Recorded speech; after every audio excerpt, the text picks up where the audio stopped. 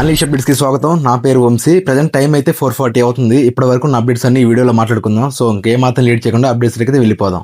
ఈ రోజు మార్నింగ్ ట్విట్రాక్స్ అయితే సర్వర్ అయితే డౌన్ అయింది. దీనివల్ల చాలా యూజర్స్ కి అయితే ప్రాబ్లం అయింది. యాప్ ఓపెన్ చేయడం కానీ యాప్ రిఫ్రెష్ చేయడం కూడా కుదరలేదు.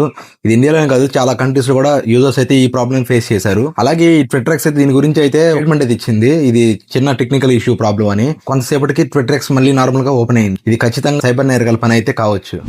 రోజు రోజుకి సమాజం ఎటుపోతుందో తెలియదు కానీ ఈ క్లిప్ అయితే సోషల్ మీడియాలో బాగా వైరల్ అవుతుంది. ఒకసారి మీరు కూడా చూడండి ఈ క్లిప్ ఏంటో. బీహార్లో మగవాళ్ళు ఫైట్ చేసుకుంటే అదే కామన్, కానీ వాళ్ళకు తోడుగా మహిళలు కూడా ఫైట్ చేస్తున్నారు. లాఠీలు బెల్టులు తీసుకొని ఫైట్ చేస్తున్నారు.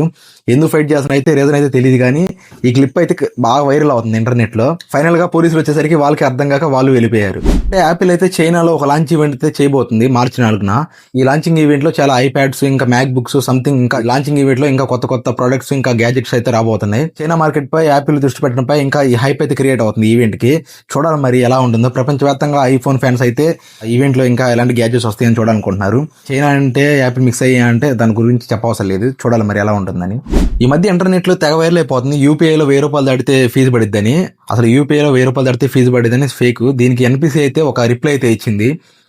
ఎవరైనా ఫ్రెండ్స్ టు ఫ్రెండ్స్ పంపించుకుంటే వాళ్ళకైతే ఎటువంటి ఫీజు ఉండదు, కానీ మర్చెంట్స్ కానీ ఇంకా షాప్స్ కానీ ఇంకా దుకాణాలు ఉంటాయి కదా, అలాంటి వాటికి ఏదైనా మనం పేమెంట్ చేసామంటే వాళ్ళకు ఉండిద్ది, కానీ మర్చెంట్స్ కి యూజర్స్ కి అయితే ఉండదు. కస్టమర్కి ఎటువంటి ఫీజు అయితే ఉండదు. ఫ్రీ ట్రాన్సాక్షన్ ఫ్రీ అయితే ఉండిద్ది. ఈ సోషల్ మీడియాలో తెలుసు కదా మీకు, ఇలాంటి ఫేక్ న్యూస్లు అయితే ఎక్కువైపోతా ఉంటాయి. వీటిని మనం ఎప్పటికప్పుడు స్కిప్ చేసుకుంటూ చూసుకుంటా ఉండాలి. నెక్స్ట్ ఇండియాలో ఏ సమ్మిట్ జరిగింది మీకు అందరికీ తెలిసే ఉంటుంది. ఆ సమ్మిట్ లో అయితే మన ఇండియన్ స్టార్ట్అప్స్ అయితే ఒక పరికరం తయారు చేశారు, ఏ ఇన్బాక్స్ అని. ఈ పరికరం వల్ల ఇంటర్నెట్ లేకుండానే పనిచేసేలా రూపొందించారు.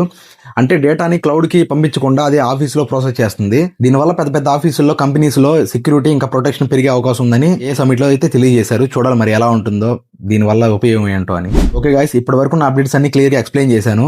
మన ఛానల్కి ఎవరైనా కొత్తగా వస్తే మన కంటెంట్ నిజంగా వర్తి అనిపిస్తే ఖచ్చితంగా సబ్స్క్రైబ్ చేసుకోండి. ఇప్పటి వరకు సబ్స్క్రైబ్ చేసుకున్న ప్రతి ఒక్కరికి థ్యాంక్ యూ. మళ్ళీ సాటర్డే వీకెండ్ అప్డేట్స్ లో కలుసుకుందాం. Until then signing off Vamsi. Bye.